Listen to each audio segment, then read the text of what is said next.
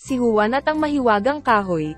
Noong unang panahon sa isang maliit na barangay sa malalayong lugar, may isang batang lalaki na nagngangalang Juan. Si Juan ay isang masayahing bata na palaging handa sa kahit anong pakikipagsapalaran. Isang araw, habang naglalakad si Juan sa gubat malapit sa kanyang tahanan, bigla niyang nakita ang isang kakaibang puno na puno ng mga makukulay na bulaklak at kumikislap na mga dahon. Napakaganda ng puno na iyon na tila'y galing sa isang kaharian sa mga kwento.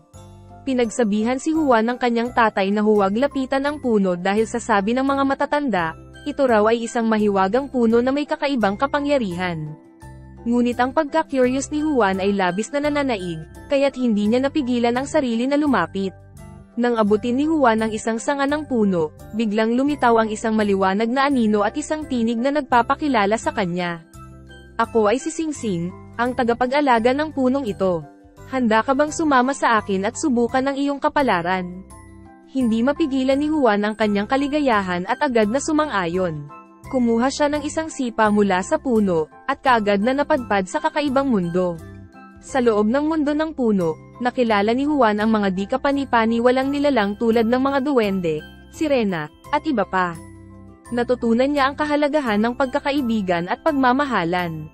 Sa paglipas ng mga araw, naranasan ni Juan ang maraming kakaibang pagsubok at pakikipagsapalaran, ngunit sa tulong ng kanyang tapang at kagandahang loob, nakayanan niya ang lahat.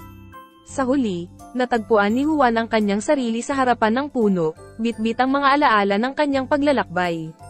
Dala-dala niya ang aral na ang tunay na kayamanan ay nasa kanyang puso at sa mga taong kanyang nakakasalamuha. Mula noon, si Juan ay naging isang bayani sa kanyang barangay, patuloy na nagbibigay inspirasyon sa iba na maging matapang at mabuti sa puso. At ang puno na iyon ay naging simbolo ng kabayanihan at kabutihan na hanggang ngayon ay pinag-uusapan pa rin ng mga tao. The End.